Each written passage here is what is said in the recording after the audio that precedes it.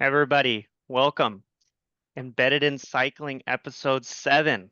Excited to do this one here with our my good friend here, Mike Stewart, giant rep. Also runs his own podcast called Cycle Jerks. Been on that one. Welcome to the show, my man. Awesome. Well, thanks for having me. Yeah. Feel fortunate. Lucky number seven. Lucky number 7, you're here, man. Yeah. Um, so yeah, Mike's been in the game. You can consider him an OG. Um, And yeah, so I'm excited to have this one here. And I apologize for all the listeners. It's been about a month since I've done one of these. I My computer broke. I also broke myself off pretty good. Bruised some ribs and couldn't really sit in this chair for that long. Wow, Yeah. what happened? Uh so I was riding Nevada City with Emily and a buddy of ours, and we were essentially gonna do our last lap, which you should never say that. Right. And yeah, just kind of hit a jump and landed too far over the bars and boom, right into a tree. Dang. Yeah, Yeah. The yeah. dreaded last one. The dreaded last one. Oh, yeah. Yep. So yeah, it put me down pretty good, man. I was not feeling good for 3 weeks. I mean, it was hard to sleep, and it was Yeah. it was not fun. Yeah. Ribs are tough for Yeah. sure. Yeah. So that's definitely probably my worst injury. Yeah. Um, so Stuart, let's jump into it, man. Yeah. So when did you get into bike world? When did you start? Uh, So, like working or writing or, More working, oh, like okay. industry. Yeah. Yeah. Yeah. So I started working at Livermore Schwinn when I was 13 years old. Wow. And yeah, Thirteen. yeah. Yeah, and I was just a BMX Grom, Yeah. and I just I just wanted to get I had a crappy bike and I just wanted to get good parts. Yeah. And so that was my motivation. I don't think I got a paycheck for like a full year. Wow. I was just there, just everything was on account. And so I got my bike, dialed in, and Yeah. yeah, I worked there. Geez, I mean, it was a good place to work. It was a family-owned business. It was Uh-huh. Pat and Ed Denton was the family that owned it, Okay. and they were great to work for. And then they ultimately retired and sold the business to this Italian guy who owned Yeah. auto shops and whatnot. His name was Mike Vinacro, and he was interesting to work for. He was a good man, Yeah. good heart, but he's Italian guy, had this temper. And man, that was really, it was really, in hindsight, it was really great to work for somebody like that, Yeah. because dealing with somebody that has this irrational kind of temper Yeah. and can just be super difficult as a young manager type of person. Yeah. That was really good for me. I mean, I hated it at the time. It was Sure. very annoying, Yeah. but it really did help me, especially with what I do now, because there's just Right. so many different types of personalities that I deal with, and so Right. just being able Built you to up. work with a lot of different types of people. Yeah. Yeah, Yeah. yeah, yeah. So The, that's how I got started. Yeah, that's how you got started. Okay. yeah. Did you kind of bounce around different shops, before you kind of started doing what you're doing now? A little bit. I mean, I stayed at Livermore Schwinn when the Italian guy took over, he changed the name to Cal Bicycles. And Okay. then we did this big move that was only across the street, but we went from 3,000 square feet to 7,000 square feet. Oh, And wow. the store just really blossomed. And Yeah. we were crushing it. And so, yeah, it's somewhere in the middle there. It's a little bit murky because it's been Yeah. so long, but I did leave the store Uh-huh. because I was service manager. That's what it was. So the manager of the store left, and I was service manager, Okay. and I wanted to be the store manager. I mean, we're talking like I'm 20 years old, I'm not Yeah. like a store manager material probably, but I wanted it, Yeah, and you I won felt it. You got like, the fire. yeah, yeah. Yeah. And they hired this guy from this guy, and I'm not gonna say who it is because he's still around, but he wasn't capable. Oh, But he had worked at a bunch of different stores and had a bunch of different titles. And so yeah. the Italian guy hired him as the manager, and I'm just like, I'm out. I'm gonna leave because Yep. I should rightfully get this. So Right. I left there, and then I went to work for the Cyclery Group, which was all that's left of it now is Dublin Cyclery, but at the time it was Dublin, Concord, Walnut Creek, Oh. and Martinez. They had four stores, and they Oh. called themselves the Cyclery Group. Yeah. And they gave me a co-manager position with in Martinez. Okay. Yeah, so I was driving to Martinez every day, and they gave me a nice raise. Yeah. So it was good money, and but I was driving a 1968 Volkswagen Carmen Ghia convertible. Oh man. Yeah, it was like an inch off the ground. Yeah. Yeah, with Porsche alloys and crazy motor, and it Yep. was just like so loud. And driving that thing every day on the freeway for an hour each way, Yeah. it'll make you get over the whole idea of a lowered Volkswagen as a car. Right. Yeah. It's droning the entire time. Oh my gosh. Yeah, Yeah. it was so loud. Oh man. But you Yeah, had to but do it? yeah, yeah, and I'm glad I did. And I got to meet Chuck Tyler, Oh. and Chuck Tyler, he ran the whole organization. It was the Yeah. owner, and he Yep. did it for years. And he was a pastor, and I'm not super religious at all, Yeah. and but working with somebody like that every day and just seeing how he interfaces with everybody, that was really beneficial for me, I think. And Yeah. he had a lot of wisdom, helped me see things a little differently as just in general, Yeah. and really appreciate the time that we spent together. And Right. yeah, so I feel somewhat indebted to him for that. He Right. definitely invested a lot of time in me, and I appreciated it. Right. But then, it was a commute. The commute was just too much. That's a long commute, an hour Yeah, each way in a lowered, loud car. yeah. Yeah. And Vinacro, he reached out to me and said, "Hey, the guy we hired's a mess, Ah, and the shop hasn't been the same since you left." And he's like, if you want to come back, I'll give you the manager position, nice. and then also more money than what I was getting. And so Oh, so I that's had the conversation with Chuck, and he was disappointed. yeah, But it was the right thing to do. right. And life just kind of changed so much at that point because I'm riding my bike to work. It's just like 15 minutes. I could hit the dirt jumps on the way to work or on the way home. Yeah. You know what I mean? Like life just got way better. Yep. Yep. And Yep. the Volkswagen made a lot more sense then. Yes, right, exactly. I get you, Yeah. man. Yeah, Yeah. it's like, I'm sure you remember we had that car club back in the day, and my Oh car, yeah. man, I had the just most droniest. It was Yep. so bad. Yep. Especially two of my age coming home at like 2 in the morning. Uh, Neighbors hated it. oh yeah. Yeah. Yep. Yeah. Yeah, it's funny now, all these years later, whenever I build a car now, I try to make it as quiet as I can. Like Yeah. full sleeper. Yep. Full sleeper. I Yeah. still want it to have power and whatever, but Yeah. I don't want the loud, no loud. I want to Yeah. listen to music or have a conversation. Right. Talk to your wife. Yeah. Yeah. What's the next car build? For everybody that doesn't know, Oh, he just sold his baby just recently. yeah. Yep. Yeah, that one, I honestly don't know. If I do another one, it'll be a Volkswagen. I'll go back to Volkswagen, I think. Okay. And Yeah. it's funny because like the whole friend group I had in school, we were all into Volkswagens. And Yeah. I mean, for years after school, just yeah, probably 15 years after I graduated high school, we were Yeah. still hardcore into Volkswagens. And then we got into muscle cars and customs, and Yeah. everybody kind of went out of Volkswagen, but now they're all migrating back into Oh, Volkswagen. they're coming back. Yeah. Yep. So anyway, so if I do another car, I don't know that I like riding the bike too much, man. It takes a long time to build a car, It you really know? does. Yeah, no, Yeah. absolutely. I mean, riding the bike, I this right now I can't ride really. Hmm. So I've been trying to substitute it, and you wouldn't believe it, man. I've been running. Running. Yeah, Wow, you think that would be harder on you? right? No, but running it doesn't mess me up because I'm not in the down position right now.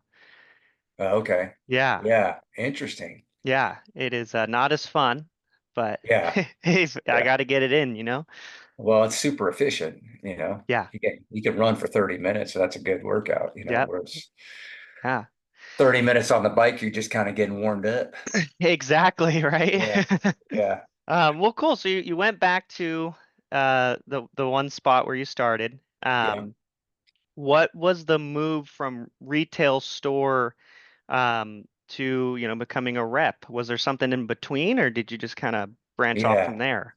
No, good question. It was really a difficult, it's hard to get a rep job in the bike industry. It is really Yeah, a tough thing to get. yeah, And I had a independent rep that was had a huge territory. His yeah, name is Gary Forsberg. yeah, And Gary and I worked together. I was a buyer and the manager of the store or whatever, and we yeah, did a fair amount of business together. And he asked if I had ever thought about doing any repping. right. And so yeah, so he gave me the opportunity to rep the brands that he repped and as a sub rep. Got it. And then he gave me a chunk of territory, and he also allowed me to only work as much or as little as I wanted. And Oh, because it was just pay, right. it was all commission. Yeah. And so I was working 4 days a week as an outside sales rep, Uh-huh. and then I would work 3 days a week at the bike shop. So Wow. I did 7 days a week for 8 months, Yeah. um, to build the independent rep business, and I Yeah. was having a lot of success. And actually, Chris was actually one of my better accounts. Yeah. I'm just kind of starting out, and I Yeah. met Chris, and we're similar age and similar interests and everything, and we just hit it off from the day one. And he had it was I think it was called the Castro Bike Village, maybe, or Castro Well, Village. what was it? I think one of it was American Cycling or something like that. I don't know. There was a couple different change of names. Yeah, but Yeah. anyway, he was working for a guy who was an absentee owner, Yeah. and but Chris impressed me as someone who just was on top of things, Yeah. and he was also buying stuff that I was selling, and he allowed me to do my first ever clinic. I did a Oh, speed play pedal clinic at that shop, yeah. and that went really well. And so anyways, that's how I got started. But I was very Yeah. serious about building this rep business. But what I Yeah. wasn't doing was I wasn't really tracking. I was taking for granted that I was going to get paid Right. on everything that I was selling.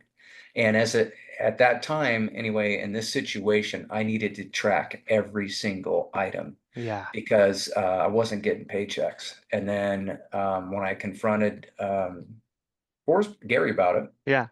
I didn't confront him. I want to talk to him about it. Yeah. Yeah. He Yeah. said, "Oh, well, a lot of these companies are pay on pay, and you just need to set up some kind of file system so you can." And at the time, I was selling these saddles, Trico saddles, and Yeah. they had 180-day dating or something. And so I was selling in all this stuff, but I wasn't going to get paid for 6 months. Wow. Yeah, and Dude. so in that 8 month time frame, I put $8,000 of debt on my credit card. Yeah, just doing the job. Right. And then our shop sold Cannondale, Yeah. and I had a long-standing relationship with the Cannondale rep, and he was leaving, and he said, "Hey, man, it's a pretty good job. I know you've been doing this independent thing, but Yeah. he says I'll put in a word." And so anyway, so I interviewed with the guy, and Tom Caddis, Yeah. another great human, TK as he goes by. But so the criteria of the job was that you had to have 4 year degree, and I don't have that. Oh, college. Yeah. Yeah, Yeah. yeah. So I messed around in junior college for a minute, and then just got on to making money, and I just Las never went. Positas? Yeah, never Yeah. went back. Yep. Yeah. So so I had this great interview with TK, and then 2 weeks go by. He said he's going to get back to me next week. 2 weeks go by. Yeah. I shot an email. I said, "Hey man, just following up. Would love to kind of know where if you've hired somebody, All great, right. I'll move on. But Where are we sitting? Where are we sitting? yeah. Yeah. And he goes, well, we're just doing the second round. And he says, I'd love to have you come in for the second round of interviews. So Wow. that was cool. Yeah. And Yeah. so anyway, in that meeting, we really hit it off. Like we talked about a lot of different things outside of the bike industry. And Good. yeah, and it went really good. And but I still didn't leave there with a job, you know? Yeah. And so Yep. I was just like, dang. He goes, Damn. I feel like I should just offer you the job right now, but I got two other people that I'm really high on that are Right. also coming in. And so I owe it to them to do these interviews. And I'm Right. okay, all Fair right. enough. Yeah. Yep. So anyway, a week later, I got the job in Cannondale. Nice. But one of the things that he said when he gave me the job, he says, one of the things that impressed me so much was that you would put this debt on your credit card and you were working 7 days a week to make something happen. Yeah. And to me, that just showed drive, ambition, Right. you're hungry. And he says, I think you're going to do great at Cannondale with the support system we can give you. So Nice. that was like the biggest moment.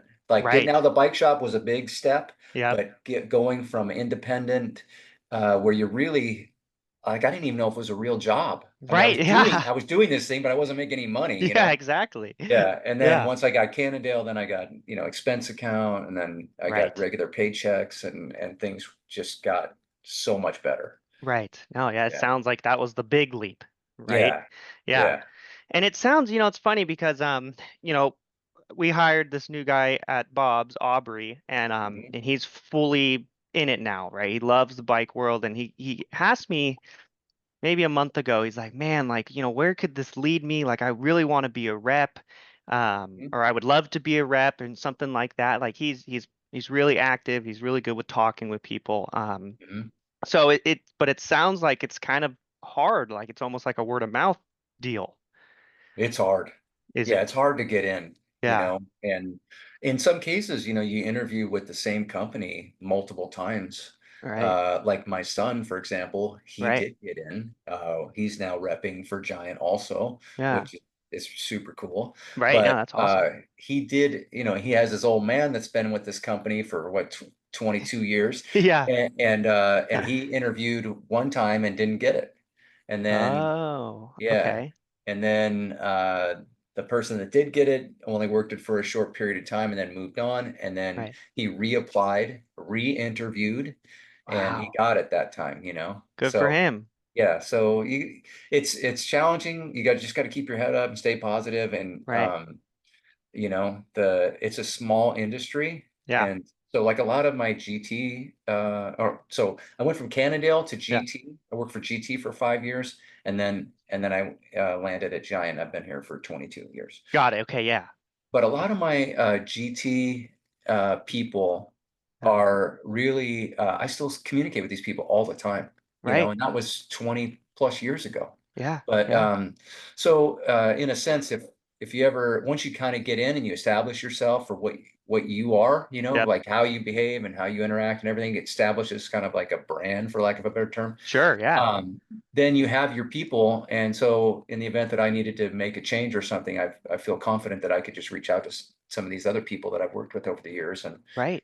and you can get that job. And so as someone who's new trying to get in, you're dealing with that. You're dealing Yes. with an industry full of these connections where, you know, somebody like if I was to become sales manager, Yeah. maybe I would make a move and say, hey, I want to get Dunbar in to run NorCal, Yeah. because I know, Yeah. you We've what you networked. are, right? Yeah.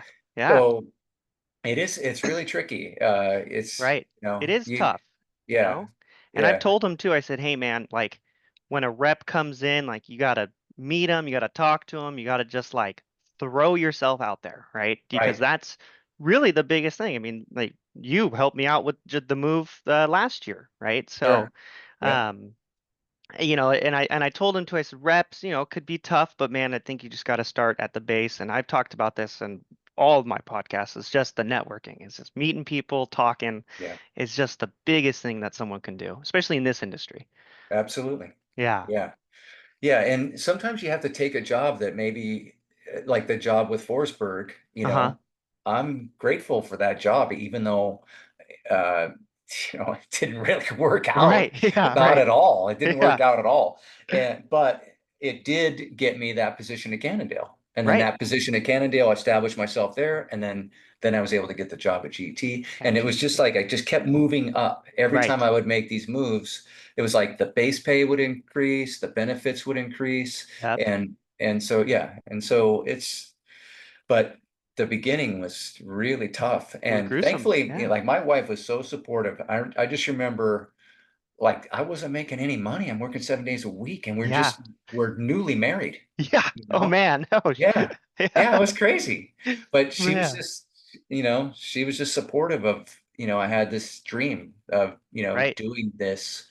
And it took a little while, but it But it worked definitely, out. yeah, Yeah. it worked out. Yeah, Yeah. absolutely, man. It's like, if I put it in my shoes, it's like I tried going a whole nother route. I didn't Yeah. really want to, but I was like, oh, they make good money, benefits and all this. And it was accounting, and one internship was just like, nope, done.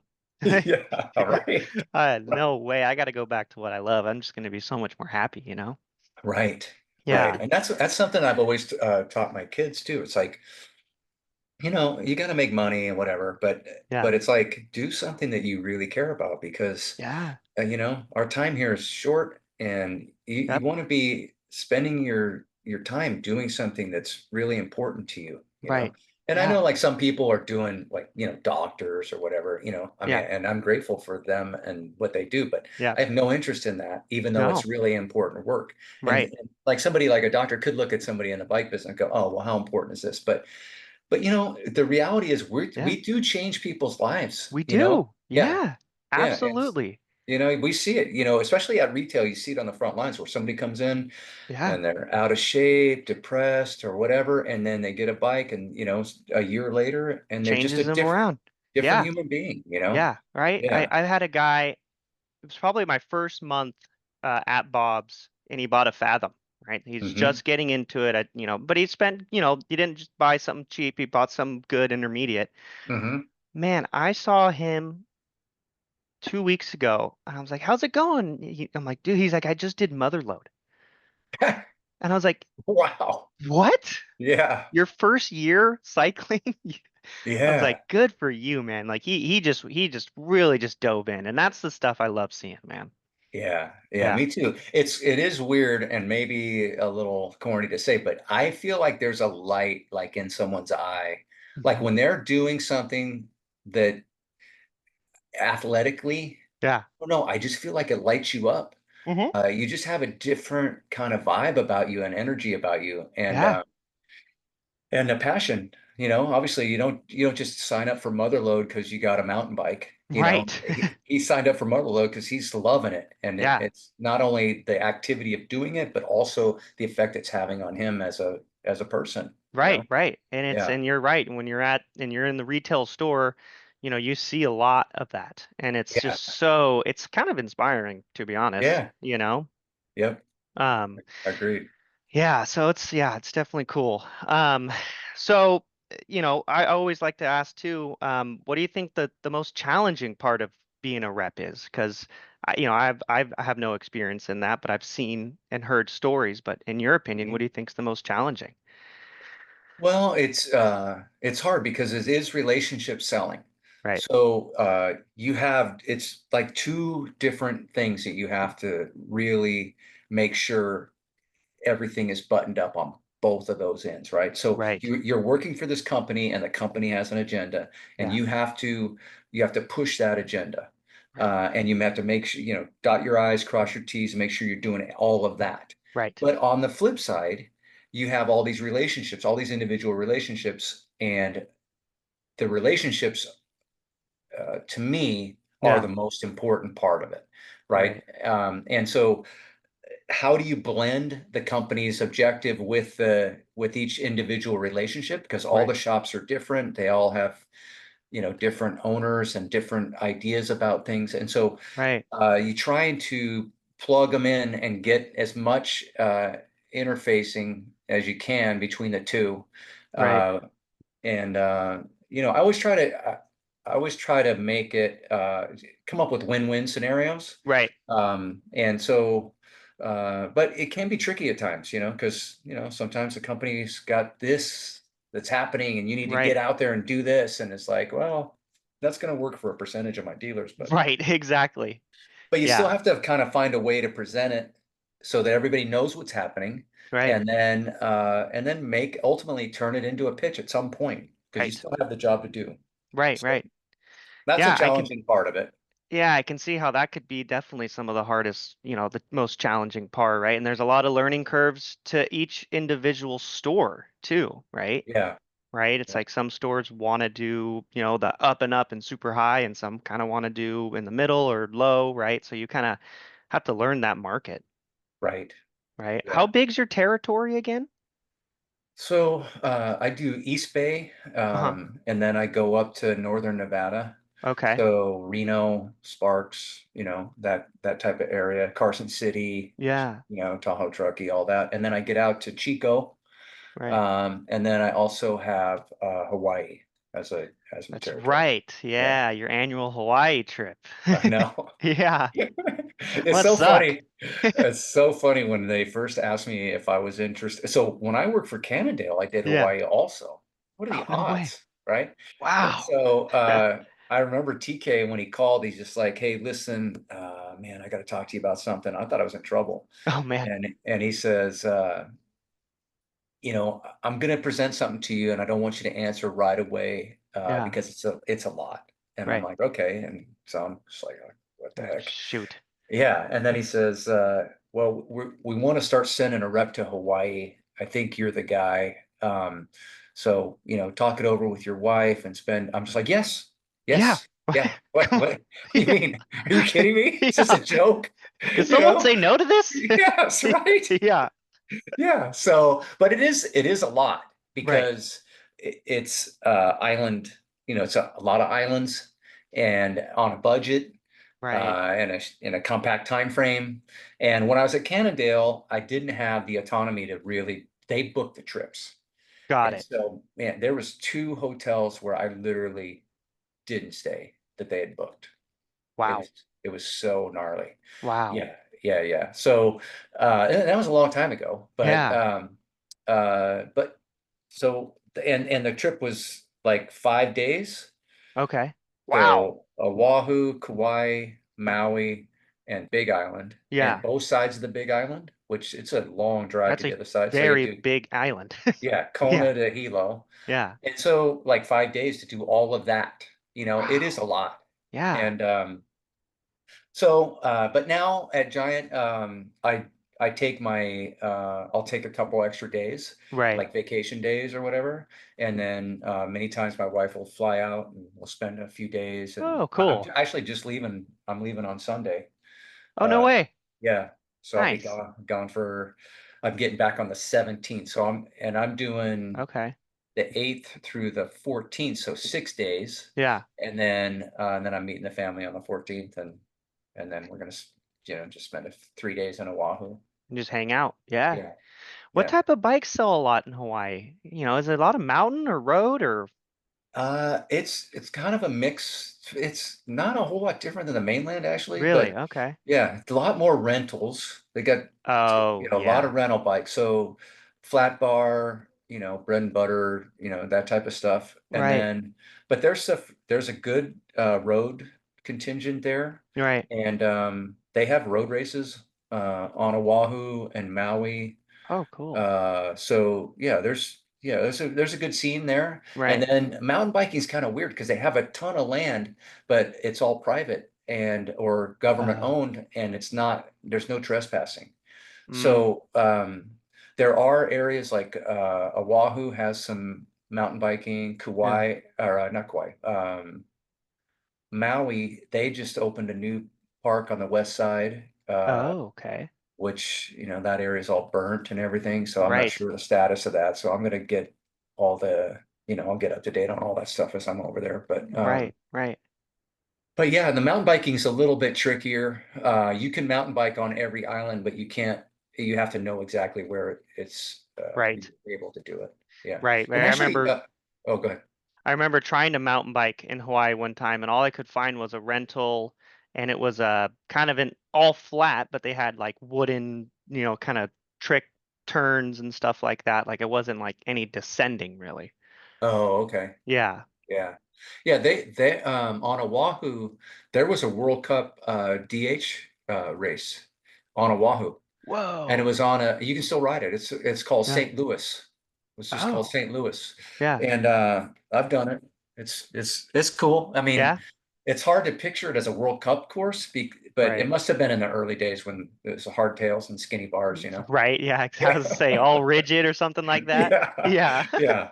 Yeah. Yeah. But it's cool, you Nice. know. Yeah. Yeah. Well, sick, man. I mean, that would be a cool event. I mean, to see back then. And I mean, even just speaking about events, what events you got coming up next?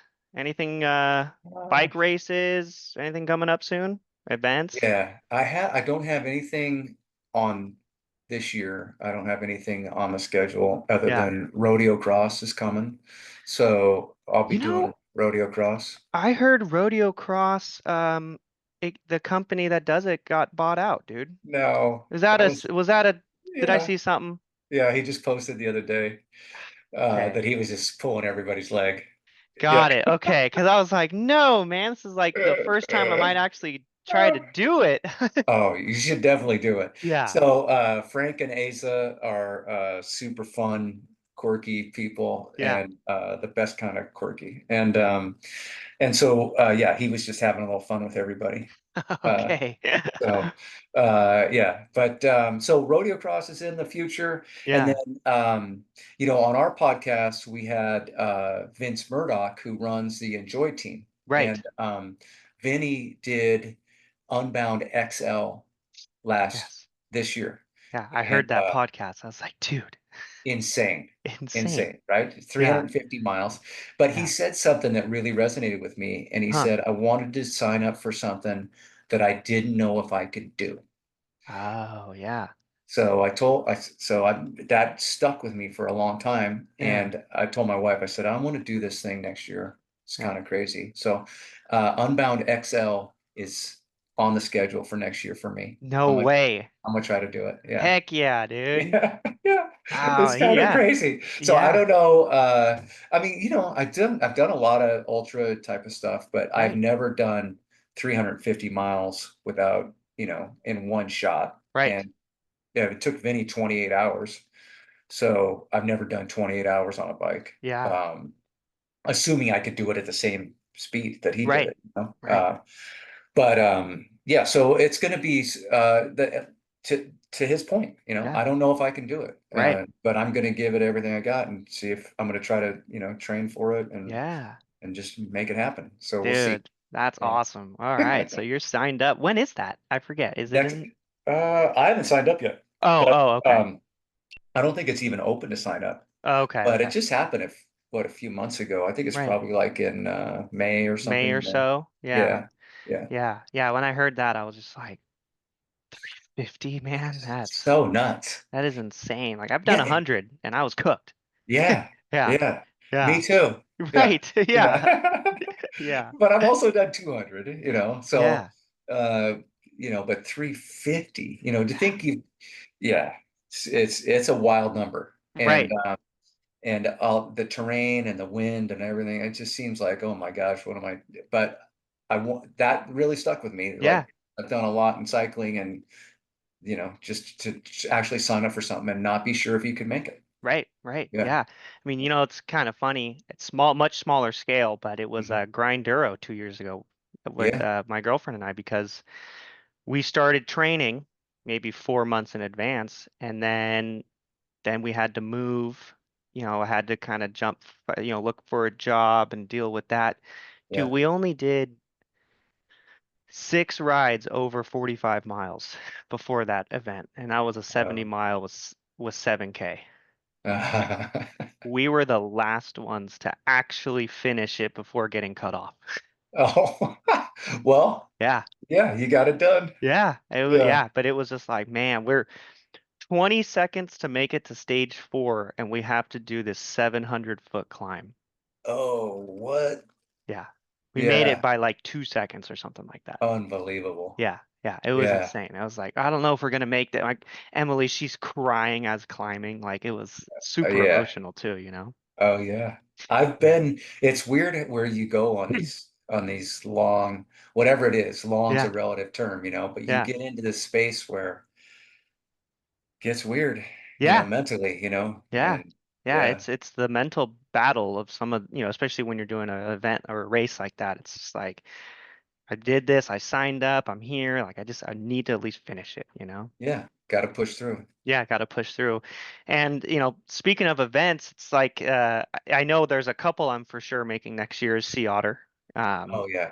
just Yeah. talking to you about it, it's like, dude, yeah, why am I missing Sea Otter, you know? Yeah, it's Yeah. so good. Yeah. And even if you don't race, it's just Hmm. go and check out the vibe and the whole thing. I mean, there's so much product on display and Right. all your vendors are there. Yeah. And yeah, it's just a great event. We're so fortunate that's in our zone. It is, yeah, right. So yeah, Sea Otter's going and again, I'm gonna bring Aubrey, the guy I was talking about earlier, and say, hey, Hmm. dude, come with me, and I'm gonna bring you around because I'm gonna run into people that I know, you know. Yeah, for sure. And I think it's gonna be a great opportunity for him to again just kind of keep rolling it through, you know.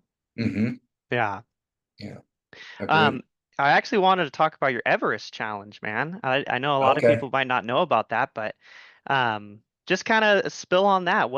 I know you've done it probably a couple times now. How do you Yeah. train for it? What do you do? Yeah, yeah, thanks for bringing that up. Yeah, So yeah, so I first heard about it like in 2017, might have been 2016, yeah, but I thought it was the craziest thing. I right, just, at the time I heard about it, that's crazy. right, And then, um, I saw the fires in Sonoma County, right, and I was just like, I had this weird thing, like I felt like I had to do something right, about the fires. It was so weird. I'm like, right. that's never happened to me before. It just sparked But it. it was so devastating to that area Yeah, and such a beautiful area. And I just like, I don't know, I'm gonna do something. Uh and then I was like, oh, maybe I'll Everest. yeah, Maybe I'll maybe I'll do this thing. And again, same kind of idea. I didn't even know if I could do it. right, yeah. And so then it became like, okay, I'm going to Everest for the victims of Sonoma County fire.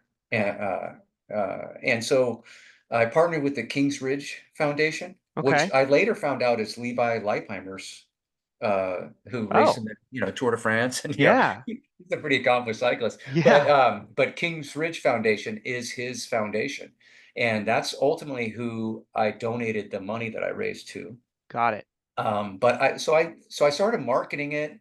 I was going to do a GoFundMe, and then Yeah. I heard about this other thing called Rally Up. And Rally Up, they don't take anything. They don't take any of the money. Oh, It's a free service, but it wow, doesn't that's have awesome. the horsepower of GoFundMe. Like Right, GoFundMe has people that just go shopping on GoFundMe. right, right. But I raised like 10,000 bucks. It's just a little over 10,000 I mean, bucks. that's great, dude. Yeah, yeah, Yeah. yeah.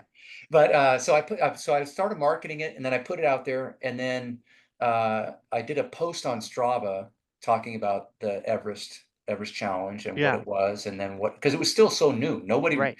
like, it started in Australia. It wasn't really a big thing here. Yeah. And then this guy reached out to me from Walnut Creek, Tom Nab, and he said, "Hey, I've actually tried it twice. I didn't make it once, and I made it the second time. Oh, And okay. I have some ideas about how to have a good success the first go." So anyway, we Yeah. ended up having this conversation. He gave me all these great ideas, Oh, nice. such a great resource. And we ended up riding together, and we later did another challenge, another crazy ultra challenge Yeah. together.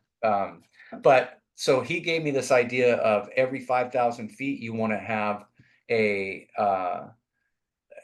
kind of a built-in reward. So, Okay. Yeah. because you're eating like all this energy food, which is Right. good, but over 5, 6 hours of energy food, your stomach gets weird, your mouth gets like this chemical taste in it. Yes. Yeah. Yeah. Yeah. So he gave me this idea of these potato balls and chicken skewers. And Oh, so I would get a chicken skewer, and a bunch of potato balls Yeah. every 5,000 feet at the car. And he said, Nice. bring a like a beach chair so you could sit. You just have it break. Sit Right. down, eat and take a little break, kind of Get some real refuel. food in you. Yeah, Yeah, yeah. and then I added the V8. So the V8 is loaded with sodium, Oh and yeah. you're losing tons of sodium. So Yeah. so yeah, I was having a V8 and the chicken, and Little the skewers and everything. yeah. Yeah, So dude. so every 5,000 feet, so it becomes like you're so excited to get to that Right. milestone. The next one, you have it, and it's like, Yeah. oh man, that was so good. And then Yep. the energy bars taste okay again, and you're just Right. going, and then you're just counting the laps until the next 5,000 feet. Right. So that was helpful. And then he also told me to have a kit change and maybe bring a second pair of shoes. Oh, Yeah, okay. and I did that at about 20,000 feet. I switched out my kit and my shoes, and it just made me feel fresh, and that was psychologically, I think that really helped. Right. And yeah, it's really mental. I mean, it does sound crazy to say you're on your bike for, it took me 13 hours, Right. but it's so mental. Everything hurts. Yeah, You I'm know, sure. you're it's weird. Like my hands were Uh-huh. so sore that I was like holding the handlebars just with my fingertips Oh my because God. my palms were so sore. I just couldn't even Grip the stand bar. to Yeah. have my palm on the handlebar. And Wow. my feet, your hands, your neck. For me, those were the things that Yeah. really hurt. But you asked how I trained it. So I did. Yeah. So leading up to it, the hill that I did it on it's only about 10 miles from my house. And Right. I would routinely ride from my house to the hill and then, Is this mines? yeah, out, Yeah. up Del Val, right? Dumbbell. The Okay. Yep. climb into Del Val. Yep. And so, but I know I needed to have a base camp. Right. So what I started doing for training is I drove my car to the bottom of the hill, Mhm. and then I would just get out of my bike and just start climbing. And it's Wow. not the best way to warm up, No. but Yeah.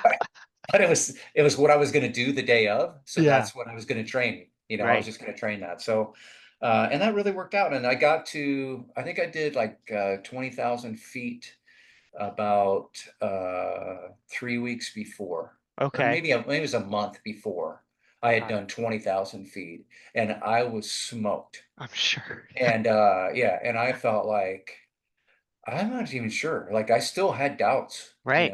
yeah, Right. but the level of fatigue in your quads, Right. it's really weird. It gets into a different type of pain. Yeah. So It's almost yeah. unwalkable sometimes. Like I felt Oh yeah. like I just hurts like that. That's how I felt at Grinduro. I was like, dude, I want food, but it's like Yeah, I'm right. waddling. I gotta walk all the way over there to get it. Forget Yeah. it. Yeah. I'm not getting back on the bike. No Yeah, way. yeah. So, yeah, but since it's weird. I've just kind of gotten to where I've normalized a lot of it. Like I Yeah. routinely do 10,000 foot days on Saturdays. Yes. So pretty I've much seen every it. Saturday I'm trying to do 10,000, at least 10,000 feet. Yeah. So that's a third, that's the Yeah. third. So, yeah, I haven't done one since pre-COVID, How many but have you done? three. You've So I done did, three. Okay. Yeah. yeah. And I mentioned that ride with Tom Nab. So the company that came up with Everesting is this Uh-huh. company that goes by Hell's 500.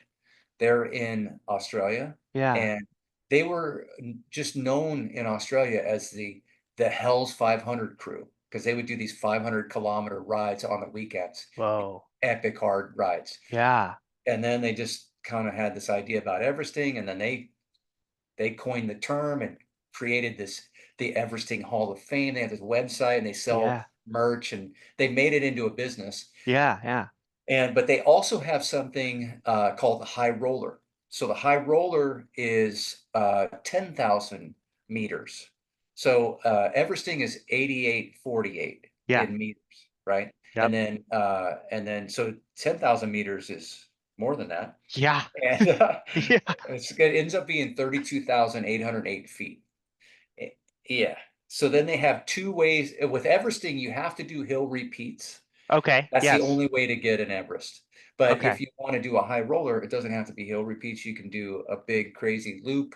Yeah. You can do the same thing over and over again if you want. You can do hill repeats and just Yeah. pick up 10,000 meters. Right. So they have a single day format or they have a 2 day format and they give you 36 hours in the 2 day. I Okay. forget exactly there's a lot of little details, Yeah. but I think you have to do at least 250 miles and the 10,000 meters. The 10,000 meters. Yeah. Yeah. So what Tom came up with this idea where we Yeah. started in Berkeley, and we did Tunnel Road, and Yeah. then we went to Diablo. We did Diablo. Then we rode out to Livermore and did Mount Hamilton, Yep. and then we rode down to Mount Umunhum, did Mount Umunhum. Wow. Yes, this is all in one day, and then we went into Mountain View and stayed at a hotel. Got it. We started at 5 in the morning. I think we got into the hotel at 10 at night. Yeah. Jesus. Yeah, it was crazy. Wow. And it was like 190 miles and like 19,000 feet. I mean, it was a crazy, hard, big day. That's huge. Yeah, and then you can only sleep for a small amount of time because you Right. have 36 hours to get it Yeah. You're on done, this right? time limit now. Yeah. Yeah. So we all go crash. It was hard to sleep, uh, believe it or not, Yeah. just because you're coming off your bike and then now I gotta get sleep, you know? Yeah. Yeah. And but so in the morning I come down and they're down there drinking coffee. I don't drink coffee. And Right. so I come down and I'm just like, hey guys, I'm fully committed to this. Yeah. And I'm gonna see it through, but I don't know what kind of pace I'm gonna keep or anything today. So if you guys, if you drop me, you drop me. And they Right. just started laughing. And they were just like, we were just having the exact same conversation with each other. Wow. So yeah, so we left Mountain View, and crazily, I mean, I pulled a lot that second day. It was Wow. crazy. I don't know what happened. It's like once you get on the bike, even though you feel like crap, you're totally Yeah. fatigued. Once you get going, we started going up Page Mill. I just felt amazing going up Page Mill, and then we did Wow. Twin Peaks, and then we went to we finished on Tam. We had to do Tam twice. Wow. Okay. Yeah. Damn. So So second day feeling better, huh? Maybe you just got the right amount of sleep and you recovered like perfectly, maybe it sounds 4 like. hours of sleep. 4 hours of sleep. Wow. Yeah, it's so Man, strange. that is Yeah, strange. yeah. So, yeah, sometimes your body surprises you. Right. Yeah. I mean, Yeah, that's what it sounds like, man. yeah. Yeah. Well, get ready for Unbound XL, my man. We'll see. That was 2 days, and that was over 350 miles, but Yeah. quite a bit more for because the Right. XL, I think you get 19,000 feet. Wow. Yeah. XL, yeah. Well, I'm So, stoked for you, man. That should be fun. I'm excited to see when that happens for sure. yeah, yeah. Yeah. Thanks. Yeah, Well, cool, dude. I'm glad you were able to talk about that. I've always kind of wondered how that started. yeah. I kind of want to jump a little bit back into industry stuff. Sure, Where where do you think bike world's kind of going? Where do you think the direction is right now? man. It's tough, right? That's a hard one. That Yeah, It seems like the companies are really enamored with this idea of direct to consumer.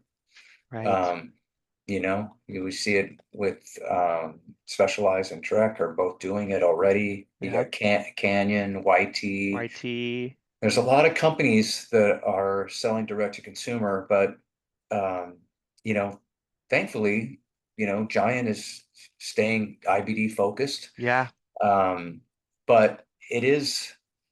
I just feel like, I mean, honestly, I'm biased. I grew up in the bike shop, right. and to our point about that guy on the Fathom, Yeah. right? Does that even happen? If he buys his bike online, doesn't get the right bike Yep. because he didn't talk to somebody, and then he doesn't have the bike shop that's, maybe mentoring him, guiding him along the way, making sure he gets the right shoes or helmet or whatever, Right. and even just getting him on a local trail ride or something fun, show him where it's at. Yep. And I just feel like direct to consumer, a lot of things are sold that way, but the bike it's a mechanical device and it Right. it requires fit It requires someone who's an expert that can Right. help. Somebody may have in their idea in their head what they want, Right. but then they describe how they're going to use it, and then you, as a sales guy, Yeah. you steer them in the right direction to get them on the right bike, Right. even though they may say one thing, but they're just not putting the two together. And so I just think the bike shop interface is so important, and obviously for service and Right. general support. It is frustrating when you set somebody up on a bike though, and then they buy everything online. Oh, it's the worst feeling, man. Yeah, right. Yeah, right. Yeah, Yeah. because you're like you said, you're here to mentor. You're here to, see that story, that whole flower blossom, right? Yep.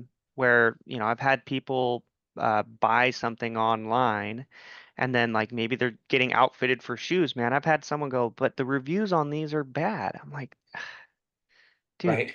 get off the phone. Let me just tell you, you know? Right. Yeah. Right. Well, plus feet are weird. Everybody's got different feet.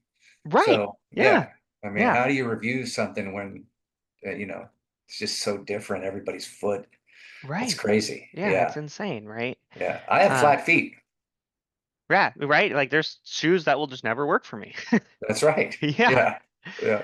Right. Uh, So yeah, I agree.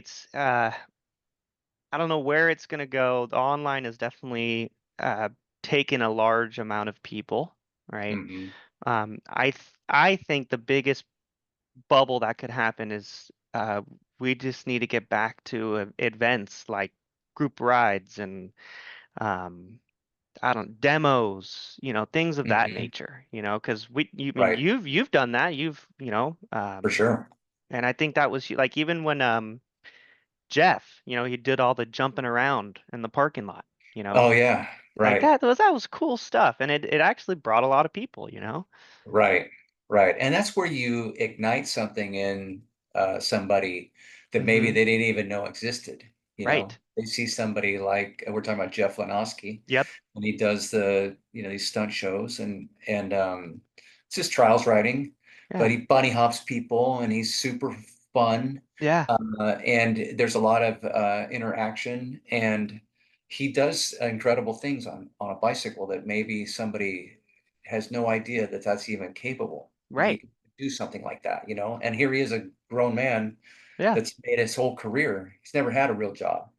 Right. He rides a bike Yeah. and travels around in a van, and so anyway, I just, yeah, there's a lot of value in that. It And is. yeah, Yes. Yeah, I it's agree. hard to compete though, like video games.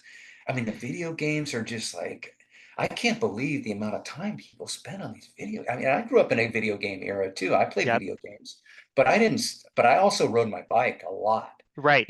and I would Yeah. play video games.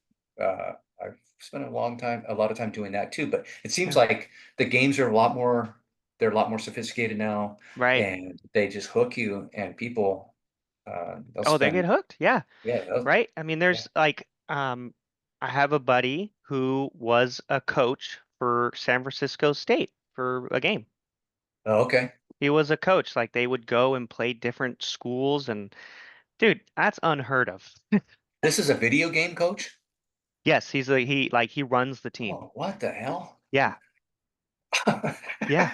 I swear to God. Yeah, yeah, yeah. Well, And I there's know like, there's people make big money doing it too. It's just oh like yeah. it's so bizarre to think that like you're just gonna sit there and geek out, Right. Right. But some people shooting. are in it and it's like, man, it's a whole new world, man. Yeah, but Yeah. I would say that I don't know how healthy that is, right? Just in There's got to be a cer balance. certainly not physically. It's terrible for you physically to just Right. sit in one place for 15 hours at a time or whatever. Right. But mentally too. I mean, it just seems like they're so immersive. Yeah. Uh and I hear it like, at our house every Yeah. once in a while, and there's like yelling and things happening. It's like, geez, what is going on back here? Yeah. Right. And it's just like, in the Yeah. video game, you know? It's I need to like clip that. yeah, and it's Yeah, like, man, no. I don't think that's good for you, but it's like the people that are in it, they just don't care. Yep. so it Yep. doesn't matter what you think, because it's like I'm so into this, Yeah, it's they're locked in. They're trumps locked in everything. for sure. Maybe we got Yeah. to get a demo going and get them some bikes, Yeah. Well, Yeah. and the games used to be like the game I got hooked on was Tony Hawk. Oh yeah, So it was kind of, and then Dave Mirra came out. And dude. so, yeah, I was on Dave Mirra all the time. And it Yep. was like, if I couldn't be riding my bike, I could be playing this video game, you know, doing On a tail bike. whips. Yeah, or Yeah. whatever. Oh And man, I so, played the heck out of Dave Mirra. oh man, it was so Yeah. good. Yeah. So Yeah. good. I Yeah. do miss it. I wish they would make like a remaster or something. Yeah. Yeah. Well, what a tragedy, man. Speaking of Dave Mirra, Yeah. man, I that know. was that was just unbelievable, Yep. Did you ever meet him? No, I was definitely too young. Oh, okay. Yeah. Yeah. Yeah. But It it was fu- sucked. it was Yeah. such a shock because it's a family and everything. It just everything seemed Yeah. so good, Yeah. but you just really don't know.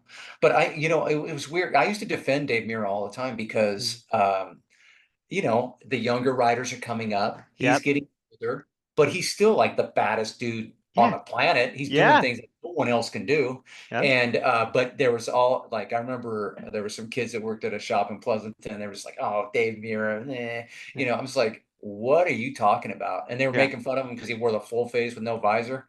Yep. I'm just like, "Yeah, well, he wears that because he needs it for this crazy trick that no one else on planet Earth can do." Right? Yep. Oh, yeah. And he's like, Yeah. well, he has no style, and he's a trick machine. He's not no style. I'm just like, this guy's banging double backflips. Yeah. I mean, it's just like, Oh, yeah. how do Here, you let me not see you do appreciate that. this? Yeah. Yeah, Yeah. right. Can you do it? I just couldn't understand how kids who were into BMX would hate on the guy, Yeah. or not hate on him, but just, Dude, whatever. that's like I guess, saying wasn't a really good basketball player or something. right? Yeah, Yeah. give me a break. Yeah. Right? Yeah, yeah, Yeah. yeah. But what a tragic ending, man. I Yeah, was right. Yeah. completely shocked. That was You about the know. time when I started racing BMX too. So I was just like, oh Oh, it man. was. I never Yeah, did trick BMX, but I did race BMX for 2 or 3 years, and um, it was yeah, just like I was just kind of learning about them, and then I was like, ah, damn. yeah. Yeah. Well, I'd met him a couple times, and always just super cool, super Yeah. friendly, generous with his time. Nice. Didn't feel, there's no big timer in him. Right. He was just a nice guy. Yeah. And then I was following him on social media, and it looked like, he's getting into triathlons, and he has Yeah. 2 kids and everything. Everything just seemed so, but it just shows you don't Never really know. know. Yeah. Yeah, Yeah, for yeah, sure, man. yeah, Well, good, Mikey. We're rounding out to the end here, my man. yeah. And it's been awesome. But I always end on one question, All um, right. that I ask everybody, and I always like to know, there's a ton of banter in bike world and bike shops and funny moments. So, what's your funniest moment you can think of you've had in bike world? Oh man, there are so many. Oh yeah, Oh my gosh. Uh, okay, so I'll tell you one. I have a quick story, yeah, and then there's one thing that a dealer did that I thought was genius. yeah, Okay, so I'll start with the thing that the dealer did that I thought was genius. yeah, So what he did was he had a clipboard, and every time somebody would come into his shop and say something crazy, yeah. he would write it down and he would date it. Okay. And he had done this when I met him. He had 10 years of craziness written down on a clip because there's that old saying, the bicycle and the troubled mind are Yeah. quick friends, Yep.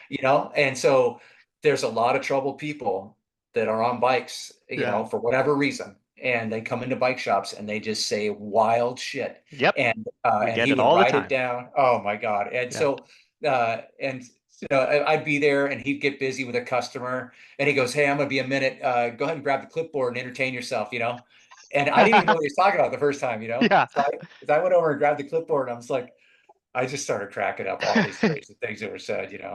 But okay, and then the quick story. So I was managing the shop, and my service manager. We had this customer, Yeah. very regular customer, and he rode Bike Friday. Okay. So Yep. it's like a 20-inch. I think it folded.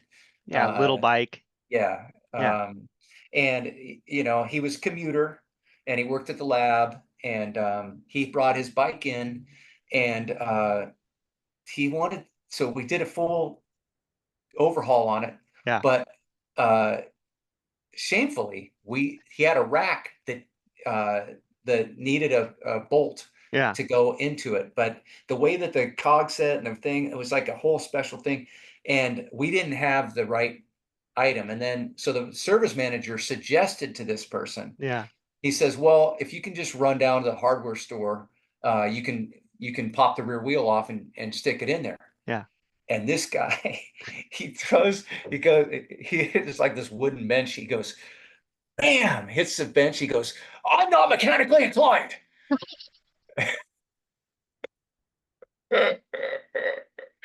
And I Oh my. swear, everybody was just like, "What?" Nobody said anything for their like, I mean, it was like a long, awkward pause. Yeah, I'm And sure. I'm like, and I jump in, I go, "Hey, I am so sorry." I said, "Listen, give us a few minutes. I'll make a run over there, and we fixed it for the guy." But yeah, yeah. Oh He's a guy, man. his glasses, he had the thickest glasses I have ever seen on a human being. No way. They were his everydays. Yeah, Wow. yeah, So they're yeah. like So, window glasses. yeah. Oh my Wow. gosh. Yeah. So, I mean, that was a wild one. Yeah. Uh, Real quick, also, Yeah. there was this, Wente Winery. Wenti, So, yeah, yeah, yeah, Wente's like this huge yeah, mega company, but they're yeah, headquartered in Livermore. And yep, one of the Wente women would come in all the time, and the Italian guy that I used to work for, yeah, he would always, I don't know if he was thinking like, "Hey, I'm going to connect with these Wentes or whatever," yeah, but yeah, he would always take over anytime a Wente would come in. And so she had this blow up giraffe for her pool, and he's helping her, and he's like, "Oh," and he wasn't much of a mechanic, yeah, or not that you need to be a mechanic to blow up a giraffe, but right. it had three air import ports on Yeah. it. So he gets the thing, and he's like in the service shop, and he's fumbling with the compressor, and he gets it on there, and he's like, and it's blowing up behind him, and he doesn't even realize Oh, the thing that's in front of him is completely doesn't have any air. And he's like, you know, yeah. huh? And I go, "Hey, Mike," and just I said, the thing goes boom, and and the Wente woman, she was so angry. Oh. She was pissed because that was like the last one, and she ordered it on some mail order outfit, and it took forever to get, and all this stuff. I Oh, mean, yeah, that was oh, pretty. he's never getting in. Oh yeah, yeah, he's Yeah. out. He's out. Yeah, yeah. Oh So man. yeah, so there's a ton more, but those are two of the funnier Two, no, ones. those are two good ones, man. Those Yeah. are great. Yeah, it's like, Awesome. that's why I love ending on it, right? Because you get all these ridiculous stories, man. Oh yeah. Yeah. Yep. Yeah. Well, awesome. Mike, it's been awesome podcast. I'm glad you could make it on here, man. Oh yeah. Thanks for having me, John. Of course, Appreciate it. man. Yeah. Where can people find you on social media and also your podcast too? Oh, okay. Yeah, thanks. Yeah. So at Pump Track Mike Oh, on Instagram, yep. and then Cycle Jerks podcast, where we drop new episodes every Thursday, and it's on Spotify, Apple, and almost every major streaming. And then we're also Yep. doing YouTube as well, so you Yep. can find us on YouTube.